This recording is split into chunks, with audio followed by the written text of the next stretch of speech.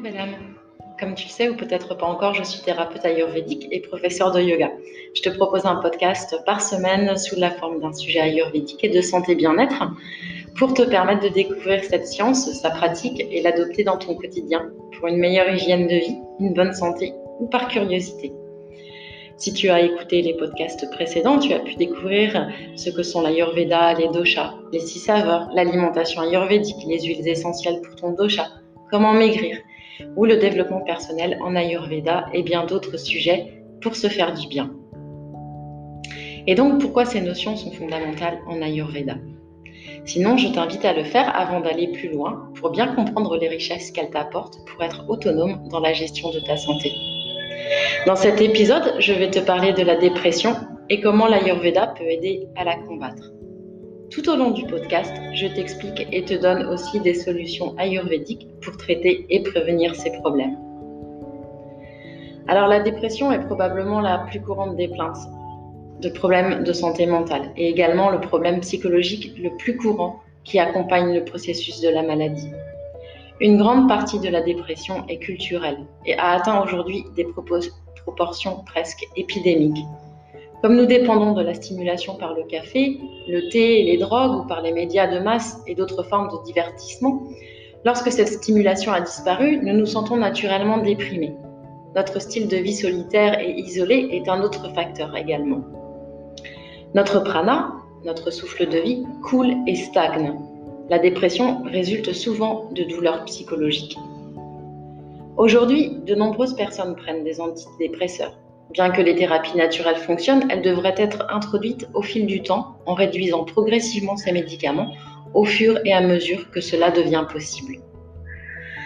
La dépression fait suite au stress, au surmenage et au traumatisme, et en particulier à la fatigue des glandes surrénales.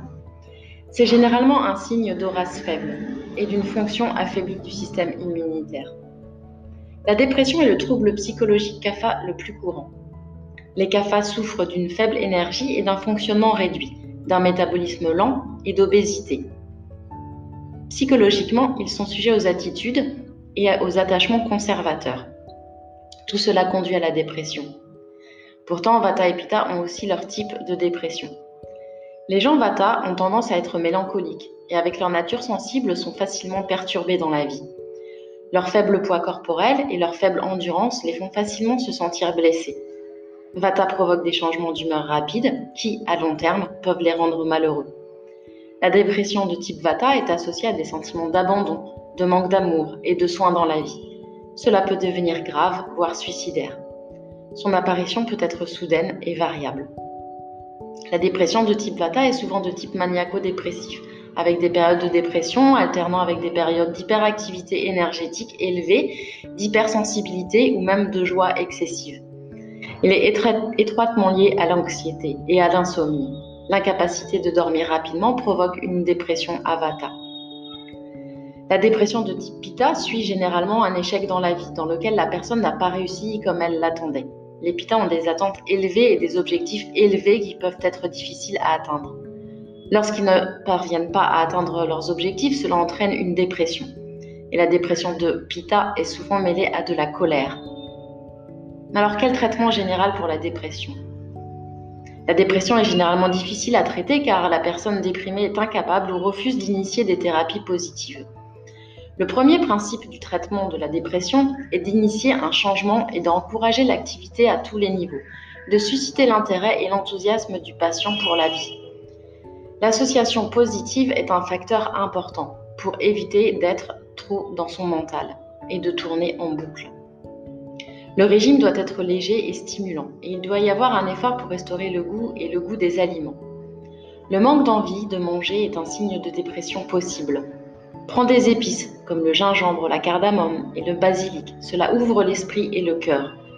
Il devrait y avoir des promenades dans la nature et regarder le ciel, les rivières, les lacs, la forêt et les montagnes. La nature en général, bien évidemment, pour se ressourcer. Les parfums stimulants comme l'eucalyptus, le camphre et le frangipanier sont excellents pour l'aromathérapie. La thérapie par la couleur doit accentuer les tons brillants et lumineux comme le jaune, l'or et l'orange. Le pranayama est utile en prenant beaucoup d'air frais au soleil, ce qui ouvre les poumons et le cœur.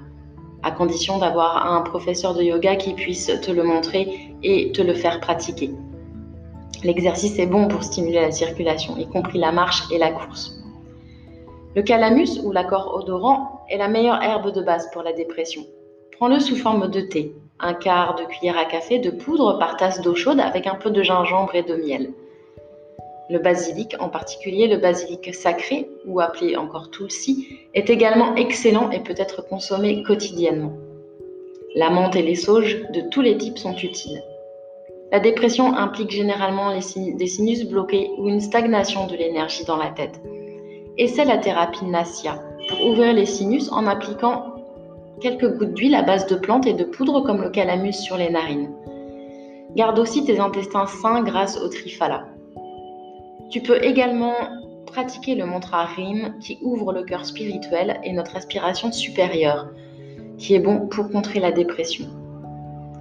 Ces conseils sont très utiles et tu peux les utiliser dès maintenant sans effet secondaire. Mais si le problème est plus profond ou sévère, tu auras besoin de consulter un docteur ou un thérapeute ayurvédique qui te prescrira d'autres herbes, des exercices de yoga bien particuliers et d'autres outils bien adaptés à ton cas. Je te rappelle que je suis là pour aider les gens à se reconnecter à leur essence, à la force la plus grande qui existe, l'amour et l'amour de soi.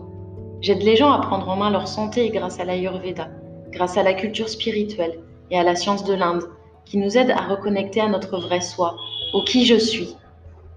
J'aide aussi les gens à utiliser leur boussole intérieure pour s'aider soi-même et aider les autres à travers le yoga, l'Ayurveda et les retraites en Inde. Si ce podcast t'inspire, que tu souhaites t'éveiller personnellement, comprendre ce que tu vis, ce que tu es et reconnaître ta valeur, joins-toi à mon groupe Facebook Inde, les clés du bonheur. Je te parle d'Ayurveda, de yoga, de rituels, de recettes ayurvédiques, de mes retraites spirituelles de yoga et d'Ayurveda en Inde et d'autres astuces utiles à notre bien-être. Et si tu as envie de voyager en Inde, d'où nous viennent toutes ces richesses, joins-toi à ma page Facebook Inde, le voyage authentique et sur Instagram. Alors si tu as aimé, merci de le dire en partageant sur ton réseau social préféré, Facebook, LinkedIn, Twitter, Google. Tu peux aussi recommander le groupe Facebook Inde, les clés du bonheur afin de faire bénéficier tes amis de ces précieuses connaissances. Partager. Partager, c'est aussi de l'amour.